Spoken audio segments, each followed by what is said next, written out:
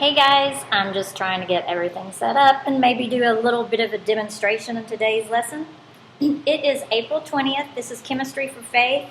We're starting on 15.7, which is 264 in your chemistry book. I want to go over just a few housekeeping issues. So if you're keeping up with our daily videos and trying to do this daily, that's great. Today's April 20th. Two things are coming. Actually, no, just one thing. Last week, April 15th, by then, you should have received 2 quizzes that were sent to you on Chapter 15, so that's 15.1 as well as 15.4 through 15.5. We today are finishing Chapter 15 with hydrolysis and buffers, and so I'm sending to you a test this week. So I'm giving you a video today. I'll give you a video tomorrow about test review. So today we're finishing the chapter. Tomorrow I'm just doing a test review.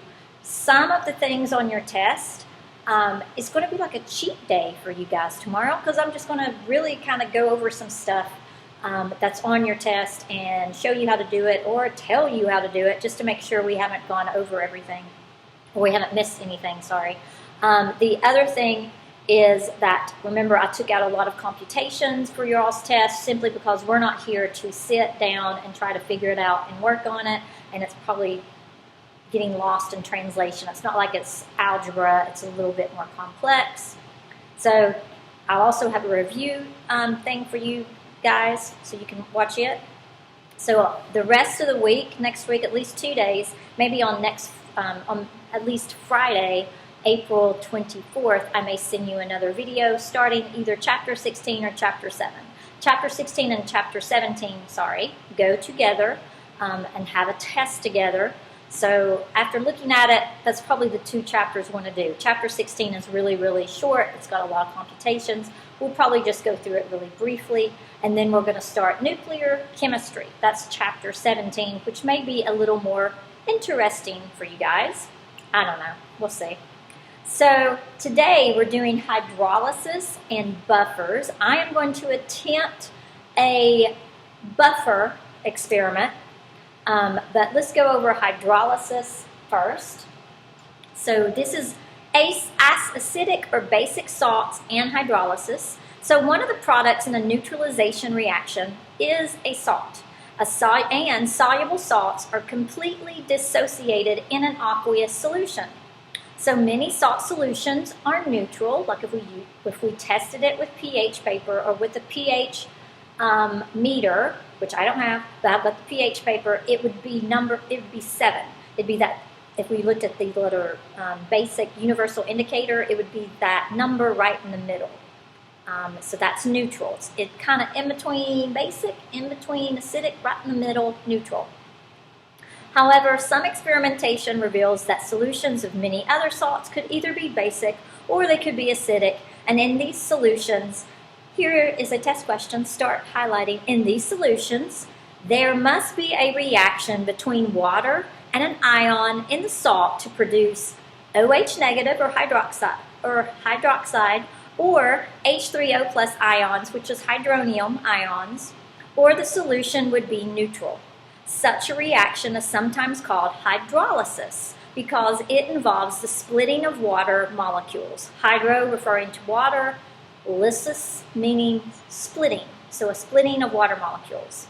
They go over several different ways how this happens. So since a salt is a product of an acid and a base, the cation comes from the base and the anion comes from the acid, and we may classify salts according to the strengths of acids and bases. That was at table 15.5. Remember, table 15.5 is going to be that table that you're going to use a whole lot on your test, because it's got strengths of acids, strengths of bases, and whatever is in between. So you can kind of look. Salts of strong acids and strong bases, and then they've given you another example of a strong base, a salt with a strong base and a weak acid, salt with a weak base and a strong acid, and going just over it. These properties determine whether a salt solution can either be acidic, basic, or neutral. Strong acids have a very weak conjugate base. Strong bases have very weak conjugate acids. So, thus, this hydrogen nitrate is a strong acid, and it ionizes completely from dissolved in water, and then they just show, they're going over all these different examples. If you had been here in school, we had an entire lab simply done on testing pH, conducting a hydrolysis experiment, as well as conducting a buffer experiment. They're kind of just showing you, with all these chemical equations, kind of what's happening, what would happen on paper if we conducted this. So similarly to the cation of a strong base has no tendency to react with water or hydrolyze and produce an acidic solution. They give you another example. Thus, the anions of strong acids, the cations of strong bases, do not hydrolyze. Weak acids, weak bases, however, produce conjugate bases and acids that are strong enough to react with water and form a basic or acidic solution, and then they're going over those. Cations of weak bases hydrolyze to form an acidic solution. Anions of weak acids hydrolyze to form a basic solution. I'm not going over this a whole lot because I'm kind of going to give you some examples on your test because it's just too difficult for us to sit and work through it. And then they go over like all the different examples they went over. If you turn over to 15.11, they kind of give you a breakdown. They've taken all those, if you go to turn to page 265 rather, table 15.11, they've taken all those chemical equations they did for you and they've summarized it basically in a table. So if the salt contains a cation of a strong base, an anion of a strong acid, then the salt solution is neutral. If you have the cation of a strong base, the anion of a weak acid, it will be a basic solution. If the salt contains the cation of a weak base and the anion of a strong acid, it will be acidic. If you have a weak base and a weak acid, then it depends. It could be acidic, it could be basic, it could be neutral. It's all determined by what's the stronger component in that weak base and that weak acid. So basically, in summary, the aqueous solution of a salt will take on the characteristics of the stronger substance, whether it's the acid or the base. So whatever's stronger. On your test, they give you all this list of examples, and they'll say, is this acidic? Is it basic? Is it this? We're not here to really figure that out. I will go over that in your test review tomorrow, so make sure that you watch on April 21st because I'm actually going to help you and give you some answers for that test over this part. So basically, in summary, the aqueous solution of a salt will take on the characteristics of the strong substance, acid or base, from which it's considered to have been formed in a neutralization reaction. Now we're going to talk about something which not just important for us physically, but it's important basically for life. And I'm just looking at this. It looks like this one has less water than the other one. I'm going to set this up because we're actually going to do a buffering experiment. And then we are going to read about buffering. Because you and I would not live if we didn't have some buffering going on. So, what I have done, and I'll pick them up. Hopefully it will not dump. We have two things here. I have in here, you can remember what these look like. This is calcium carbonate. I'm going to throw some out on mine, which is basically, eggshell, but limestone, if you can think about it. But there's like a rock, so I've put some calcium carbonate in some distilled water. And this is just calcium carbonate with distilled water. This is calcium carbonate with distilled water as well, but I've added a buffer to it. All right. And then the buffer we added to it is sodium acetate. So we've added that buffer to it. And you can remember, if you can remember what calcium carbonate we did, that was included in eggshells. And eggshells really reacted differently, almost like baking soda when we poured in an acid to it. And that's what we're going to do. I'm going to pour an acid into this one, and we're going to see how it reacts.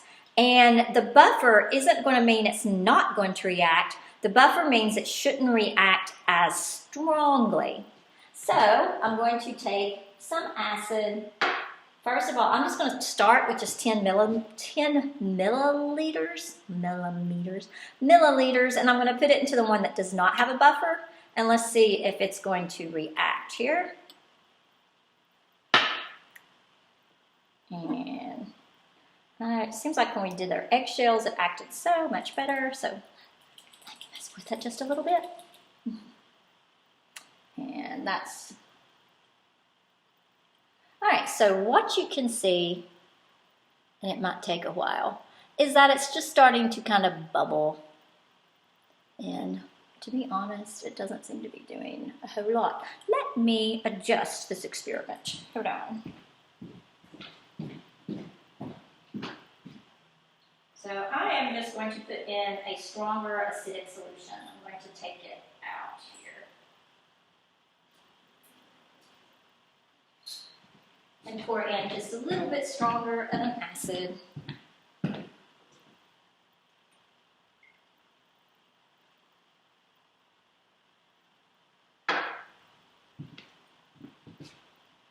You know what? I poured in a stronger acid solution, and I'm still not getting a good response from it. I mean, I can see, you can't see it, but I can see where it's reacting to the bubbles, and I'm dripping this acid on my laptop, but it's still not doing a whole lot. So this is going to be a bummer of an experiment. So with that, this one's not acting a whole lot. Maybe your tummy's upset, but not a whole lot. So I can already say, since we put a buffer in this one, then this one shouldn't react at all. All right? Because we put a buffer in it. And that buffer should make the reaction not quite as strong. I'm going to put in the same amount here, and we might just keep it there as we're looking at it. Make sure I didn't put just water in it, that I put acid in it. So we'll leave them there while we see if it does anything, because I'm pretty sure I got the measurements right. Just don't really know why it's not doing anything. Hold on.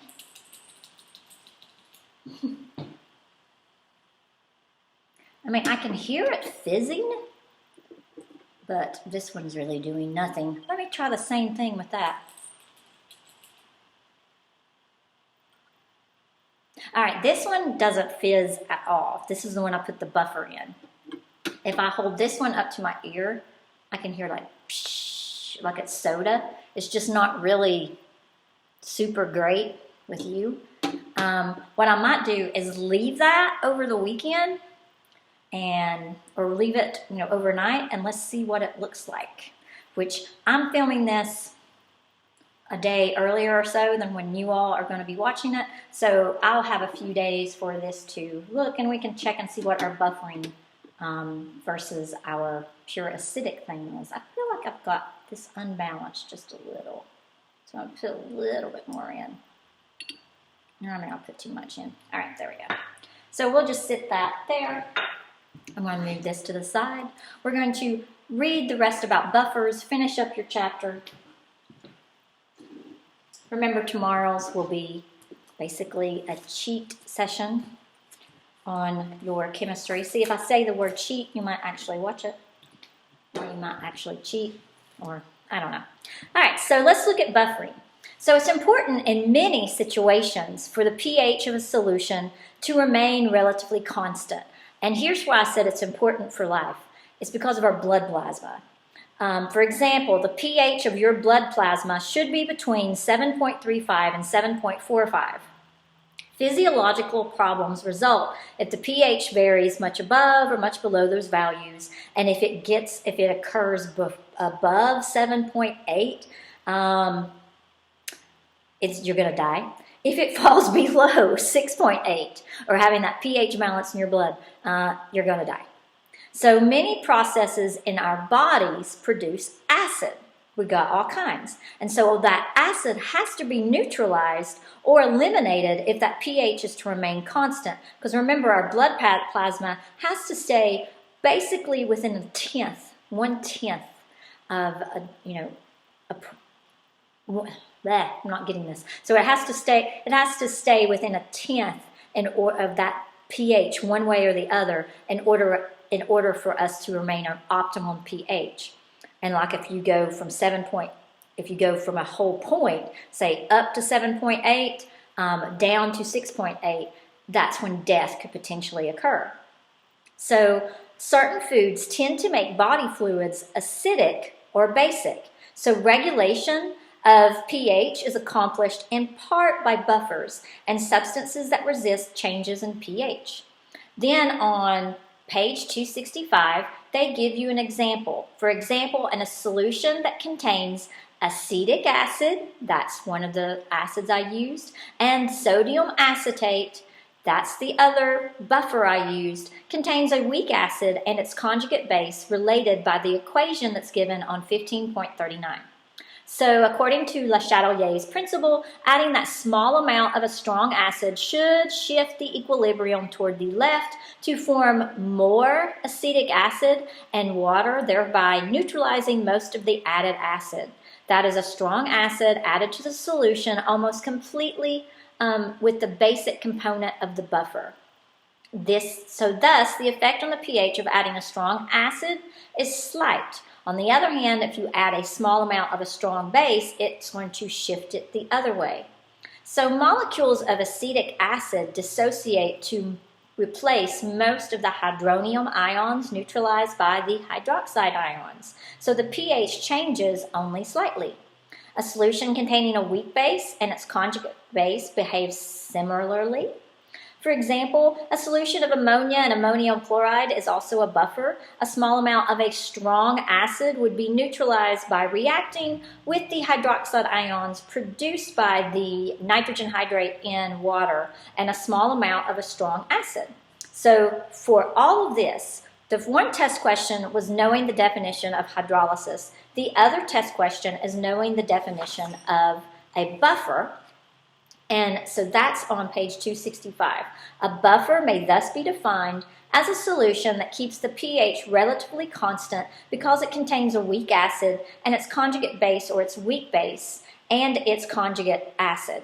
So it contains a weak acid and its conjugate base, or it contains a weak base and its conjugate acid. Then they give you some illustrations that they're doing. Your last thing in your chapter that we're doing prior to your test is going over how our body has been designed. And basically, the most important buffer in blood is carbonic acid and bicarbonate ion. So it's the carbonic acid bicarbonate ion buffer. Some of the carbon dioxide molecules produced as a metabolic waste react with water in the blood, and it produces a carbonic acid. That's a weak acid that ionizes slightly to form a bicarbonate ion. Acids that are added to the blood through certain products of metabolism react with and then are neutralized by bicarbonate ions, and that equilibrium basically shifts left or more non-ionized carbonic acid molecules form. So the effect of the basic substances coming into the bloods is neutralized by either the carbonic acid or the bicarbonate. It's shifting one way or the other. Normally the ratio in blood plasma is 20:1, an evidence of design, because a more acidic than basic substance more acidic than basic substances are produced in metabolism. A second blood buffer is the phosphate buffer, in which the equilibrium between acid and conjugate base, and they show you that formula on page 266. A third buffer is proteins present in plasma. They contain these two groups, which act as proton acceptors and proton donors. So if you've ever gotten your blood tested, or if you've heard grandma or grandpa say, I got my blood work done, pH levels is part of that. Sometimes they'll have some of these chemical symbols given on a blood work form, which is a little too complicated, but they can tell one way or the other. And some medications might make you out of whack, or maybe there's something else going on. If your pH balance is off, that indicates to a physician something is going on. And they might, have to adjust something, maybe you have to be treated with something. So that's part of your normal blood work that you get done is your pH level. So that finishes up this. So far, like I said, if you were here to where you could actually see it, this one's going fizzle, fizzle, fizzle. This one's doing nothing. And if you can if you're able to look, this one's got little bubbles coming up. This one has no bubbles coming up. So it's like basically acetic acid reacting to calcium carbonate, and this one, acetic acid reacting to calcium carbonate. Yes, but we put a buffer of sodium acetate in this one. It is not that outstanding of an example. It's not, you don't want to use this as a party trick because it's pretty boring. But, oh well, I'm going to sign off and then let you guys, we're going to close with prayer. Remember, we're going to go over your test review tomorrow. So, Heavenly Father, we just want to praise you and thank you once again for giving us your beautiful creation, and for most of all giving us your Son, and for loving us before we even loved you, and for loving us when we were yet sinners. And Father, be with our world, be with us, and we just please grant the wisdom of heaven into our authority figures. We love you in Jesus' name. Amen. So have a great day, and remember to look me back up on April 21st so we can go over your test review, and hopefully you can get everything finished. See you later.